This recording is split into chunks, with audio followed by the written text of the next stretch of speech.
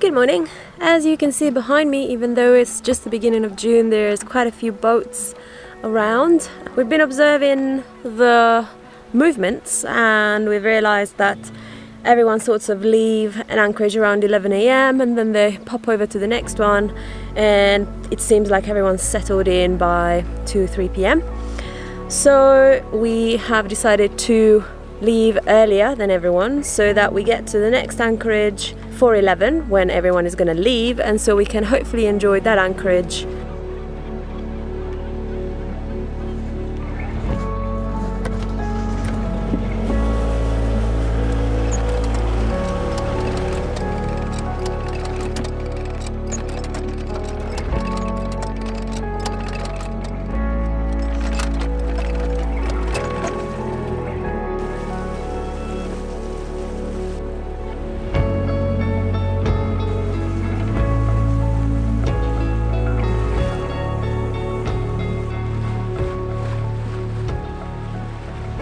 Where are we off to? We're going to some very small islands just southeast of Corfu called the Cibota Islands, and it looks really stunning. I'm a bit worried the anchorages look quite small, and I think it's about 9-10 miles, something like that. And yeah, it's a pretty nice day so far. Zero wind, but it's pretty calm and nice out here.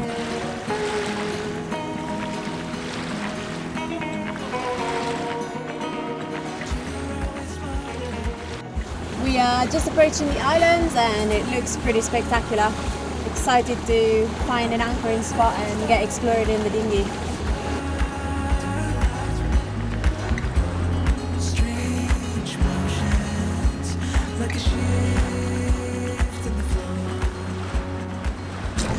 So it's a tricky situation. It's quite a small anchorage and there's already 2 boats in there. Thankfully these guys have 2 anchors out and the other guys took a line to shore, so we can put 2 anchors out, and that's what Ryan's doing. He's taking the second anchor out and I'm gonna winch it in so we can hopefully all fit and not touch. So I'm winching us into the anchor. Ryan is getting his snorkeling gear ready so he can snorkel on the main anchor to make sure it's dug in because it was close to some sort of seaweed.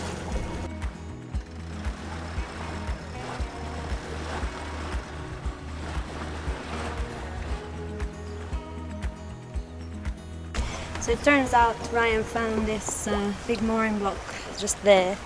So he tied us onto that and then I winched us in again on the line. And our anchor is at the front of the boat, somewhere down there, and so we are secured and we can go for a snorkel. Whee! Oh, come on! Shut up! Okay. It's cold. Huh? Shall I show you how it's done? No, I'm going.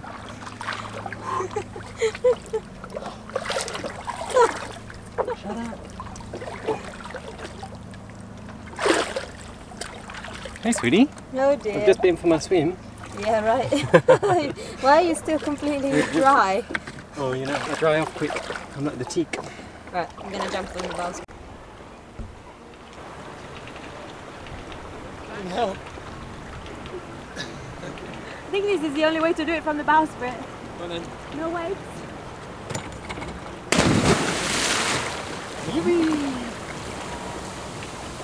Woo! That's by far the coolest way I got in the water, I think, on Skua so far. Really cool.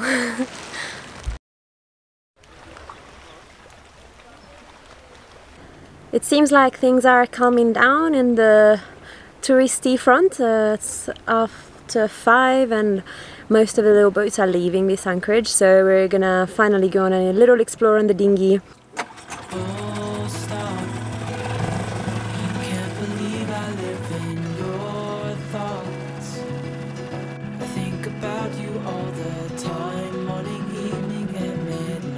Such a wonderful delight.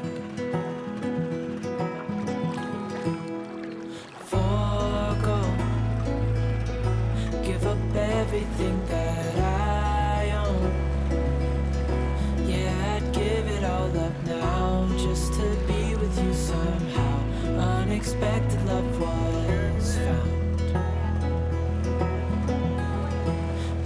rose in a garden, and it shows. Private beach tour for ourselves.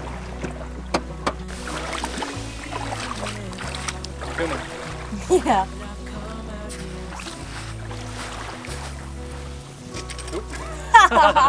Let me try that again. Shut up, we're not using it. Ready? Yeah.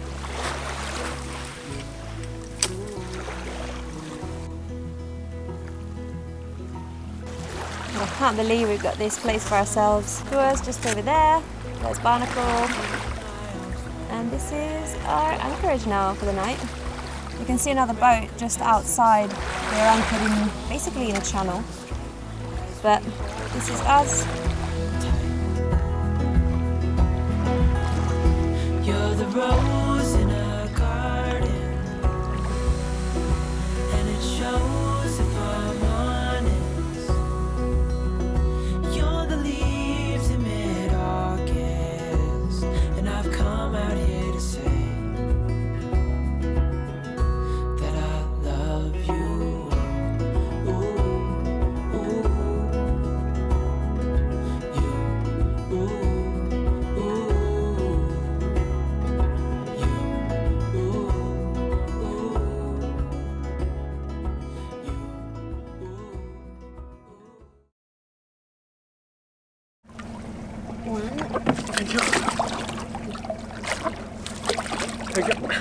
Come. So you've got a bowline under the water, yeah? Yeah. Gonna untie it. Untie the bowline and then we should be just swinging on our main anchor.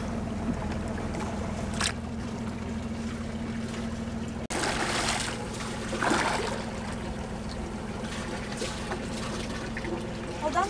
Yeah, you can pull it up. Nice. Okay.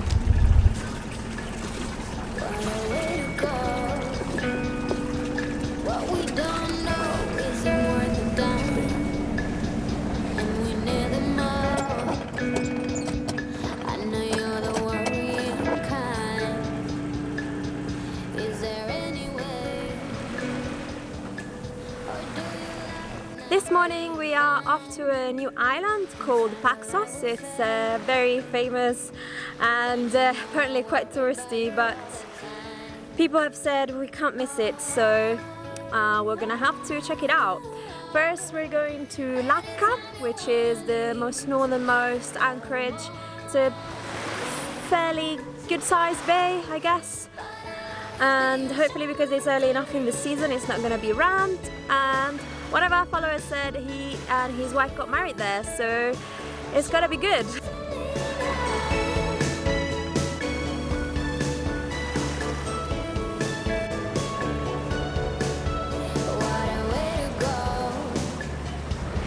While we're here in Greece, I thought I'd run through our plan. We've definitely slowed down a little bit since we got to Corfu and sorted all our chores out. And now we're at a point where we're just kind of cruising down the coast of Greece. It's really, really nice because all the distances are quite short. So the past couple of days we've just done like 11 miles and then come to another amazing, lovely place. So that's kind of hopefully what we're going to do for the next couple of months. There are slightly longer passages, and we are also having a guest come out to meet us. Eleanor's brother is going to fly out to Kefalonia. And his girlfriend. And his girlfriend, yeah. So we came into Corfu. We actually arrived through this southern channel up to Corfu town, which is where we sorted out all of our tepai and immigration stuff. And then from there we came down here to Patriti, and then around the corner and down to these Sivota Islands where we stayed last night. And then today we're heading across to Paxos. And then from there we'll probably spend a week or two exploring Paxos and Anti-Paxos before we head back down to this area. So this is Preveza and Lefkas. And then from there head down to Ithaca and Kefalonia before we go down to Zakynthos. And from there go back up to Argostoli. That's where we're going to meet Eleanor's brother and his girlfriend. What a way to go. What we don't know. Greece is kind of our main cruising area for the summer, especially like the Ionian. That's the only area we're going to. We're not going through the canal. So we're going to try and make the most of that for a couple of months and then head back towards Sardinia for our wedding in Calaforte. So yeah, this is like the peak of the season really, when we're probably going to enjoy ourselves the most. Don't you know I worry about you all the time?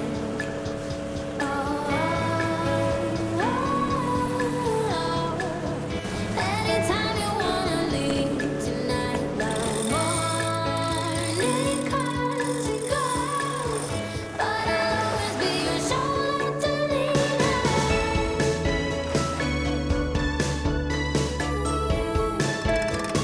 Shoulder to lean on.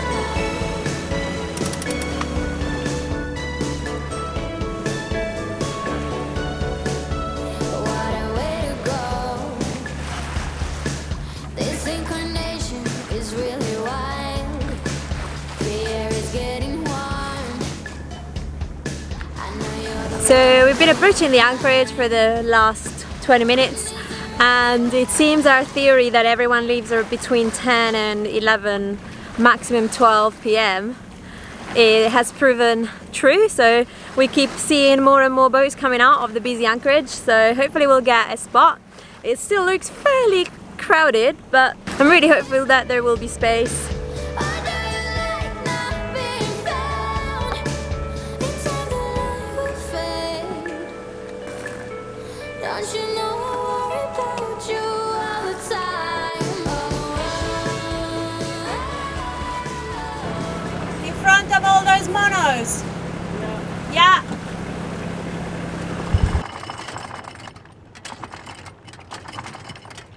Look at this place.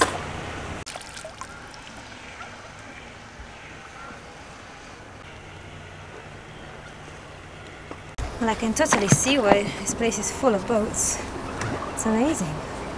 The water is incredible, and the whole bay is between 2 and 5 meters deep.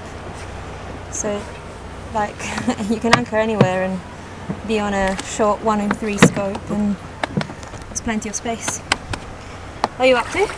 I'm going to go check where the nearest anchors are. I think we're fine on this guy and this guy. Like, Yeah. he's obviously way over and he's quite far back. And I'm going to check our anchor is nicely dug in. And yeah, I kind of just want to go in the water, to be honest. Yeah, me too. So nice. I'm probably going to ditch the camera and come in as well. I had no idea you were about to do that. I'm scared to shut up. Oh, it's cold.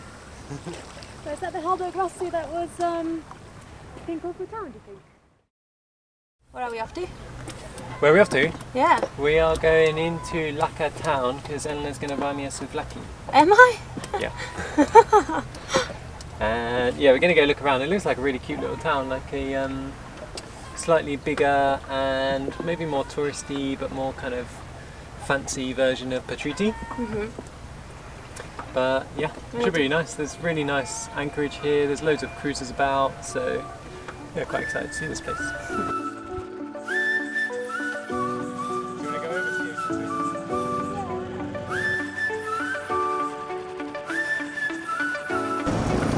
There's Barnacle and the town key, I guess.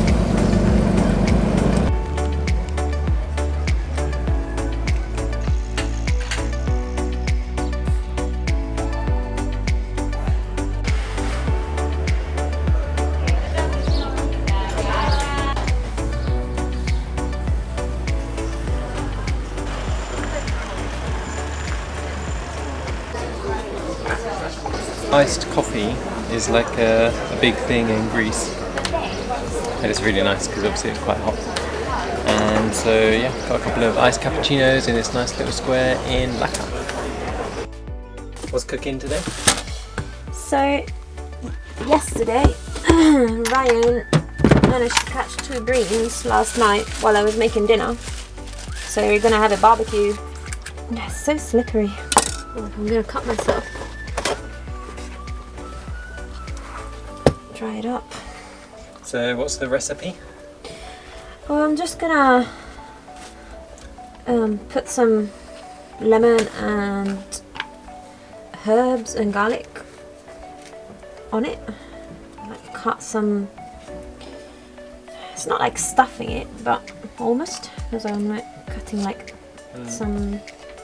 I'm sure there's a word for them. Yeah. If any of our viewers know the word for those slices. Yeah.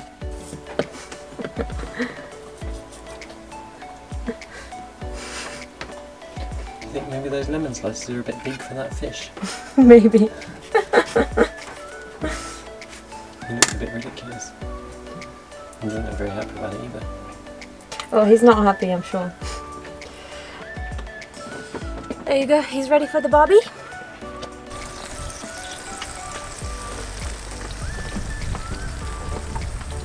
Here, look them. I'll just put them both on here then. Yeah. Put one on.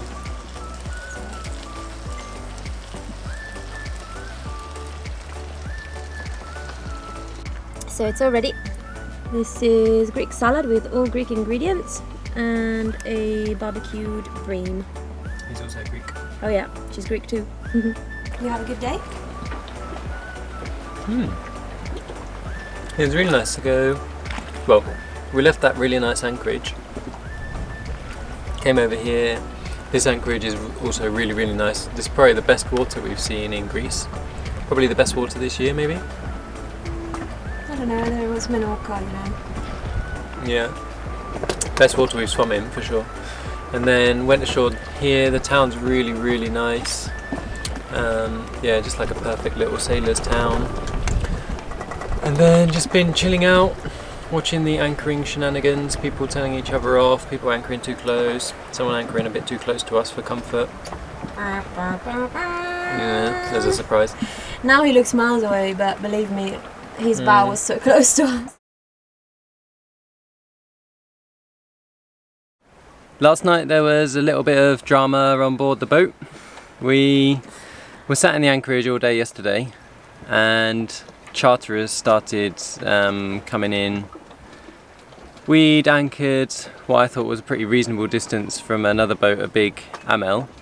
As per usual in the Med, if you leave a reasonable distance between you and another boat, then someone will think they can squeeze in between.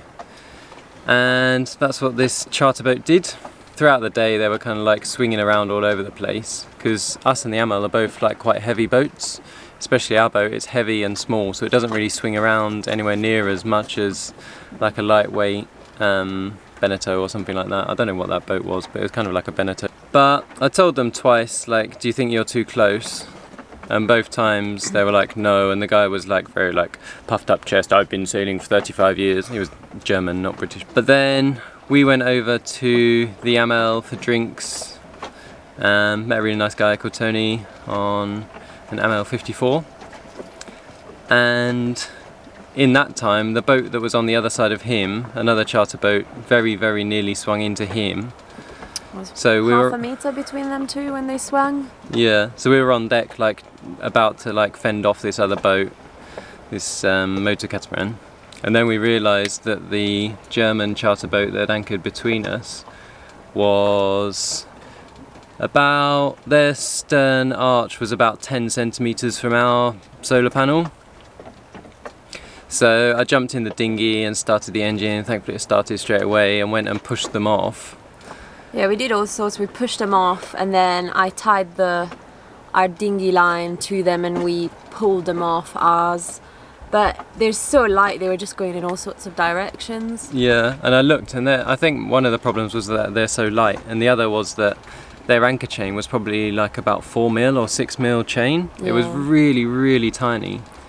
Whereas all the other boats have got like 8mm, 10mm chain. But in the end, after we pushed them off, we were like, oh god, stuff this, let's just go and re-anchor further out. Well, we had to push them off twice. At that point we realised we didn't want to spend the night looking at them pushing swinging off towards our solar panel. And they were out at dinner at this point, so we couldn't ask them to move. They wouldn't have moved. Yeah, no, they wouldn't have moved because he was so unbelievably arrogant. So, yeah, We went and re-anchored out here. It was pretty rolly out here, but I think it was pretty rolly throughout the anchorage last night because there was like a 4-6 outside. We were kind of really annoyed at it for a while, but... So because so much went on, like we were without our camera or phones on the Amel when it happened. And it was pretty much dark when we re-anchored. Yeah, it was 9:30. So we didn't film any of it. So we've got these pictures that we have shown, but that's all we have from last night. So this is the side of the Med that everyone sort of knows about, and we've never been able to show you guys because it's all hands on deck when it happens. But it is quite a common occurrence when there's charter fleets near an anchorage, it gets flooded. Lots of people do in the Med just like have zero experience, zero understanding of anchoring, just jump on a boat and then like come and anchor in the middle. And this is a difficult anchorage. Even though there's loads of space, the winds like whirl around, and then for most of the evening like all the boats are pointing in different directions, which is why everyone's swinging into each other. But I think like the blame partly lies with that guy because he was so arrogant and he'd been sailing for 35 years, so thought he knew everything. But as well, like charter companies should take more responsibility because you're basically profiting from damaging other people's boats, which is not on. And when we asked them if they had insurance, they were laughing at us as if like it was a silly thought that they could damage our boat. Cruising the Mediterranean has highs and lows. On one hand, there's charming towns, crystal clear water and delicious food. On the other, there's crowded anchorages, fickle winds, crazy expensive marinas and big windstorms. The lows can prove quite stressful for cruisers anchoring out most of the time. Well, we hope you enjoyed this episode. If you'd like to, you can support our production through Patreon. Catch us next time for more cruising adventures.